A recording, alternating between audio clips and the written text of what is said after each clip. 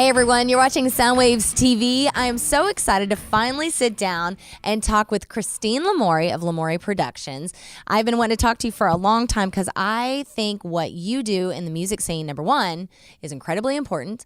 Number two is a different perspective on the music scene. So welcome to Soundwaves. Thank you for taking the time. Thank you. Yeah. And I'm really excited about Soundwaves and you guys supporting the local scene. We need it. Thank you. So Christine is a booker and a promoter here in the Bay and have been for a while. Yes. It's I don't want to date you. If you want to date yourself, feel free. Yeah, it's probably pushing about 30 years. Awesome. So Yeah. you've seen it all. Is that fair to say? Yes. Okay. So I wanted to get your perspective because we talk a lot about the music scene from the perspective of the artists, the musicians who play and how they feel about it, the fans that are out at these shows. But I kind of wanted to pick your brain a little bit on how you feel about the scene as a booker and promoter. Well, you know, everybody has their perspective. I believe there is a scene. Mm-hmm. It's not like I just watched that movie Dirt on The Dirt. Netflix. Oh, yeah, and that's when before I was a promoter, that's when I was in the scene.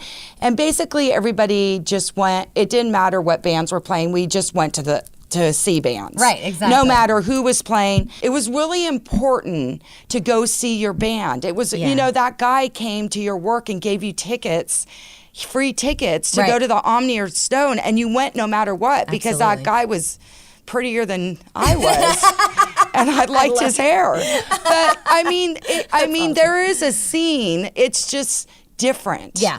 But people are going out that, you know, the Bay Area, look at all the festivals. People want music. They want music. There is people buying tickets, going out to shows, and it's very competitive. Yeah. And you have to choose. I have to have a calendar. If I'm not having a show, and then you're like, oh God, should I book a show that night? What's going on? Well, you have no control over it. Yeah. You just go for it. Yeah. And it is what it is. That's interesting. I think a lot about competition as far as like you're competing with Netflix and people's cell phones and all these things, social media. I mean, it's hard to get anyone to put down their phone long enough to care about anything. And I feel like that's a big thing to compete with.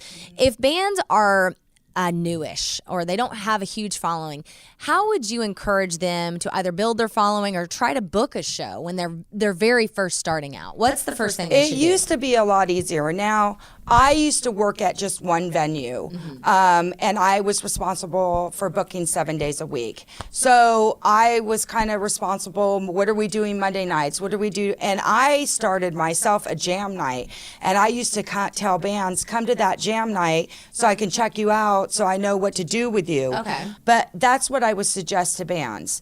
Go to the places that have the jam nights, you know, play for free. They just have to be aggressive. They have to go out. I would imagine their attitude probably goes a long way too. Like just knowing that they're new, knowing they don't have a huge following, knowing that they're an opener. I find, you know, there are some egos even in the local scene. Not a ton, but there's some. And I would imagine at least me putting myself in your shoes that would go a long way. Sort of knowing your lane a little bit. Yes, that is true. But, you know, I have to say, I got into music. I went through a bad breakup, and the reason I got into music because I loved all the musicians, and it was going to places for the music, not the pickup. Yeah. Because back in the day, there was a bunch that we used to call them meat markets, but I mean, it was just like cover bands, and you got picked up by guys, but. It's great to go out because you can meet a lot of the bands, I have to say, are really nice. I mean, I always run into egos. Sometimes it could be with the older bands that just kept trying because this industry is so rough and they're tired and everybody wants to make it. But it's all you know, it's a gamble. It's like gambling. Music is gambling. You can you could be the best band in the world and you're not going to get signed. Yeah. So I would suggest to bands, do it for fun, do it for your passion, and if something happens, it's going to happen. But don't plan on it. I think that is very solid advice. Yeah. I think if you do it because your heart is in it, and if you do it because you can't live life without doing it, then you're in it for the right reason. And if you love what you do, it's gonna go. It's gonna fly. Yeah, I think that's great. And from your perspective, doing this for a really long time, seeing bands, I'm sure you were talking to me before we went on here about you booked Deftones to a room of a few people. You used to work with Papa Roach as well. So you've booked with, I would say, a level of different bands.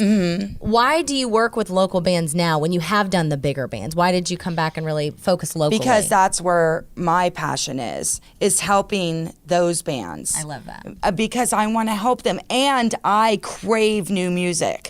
Like, I get really bored, so I'm like, throw anything at me. Yeah. I used to go and just pick a show. Like, one time I just, I'm going to go to this show.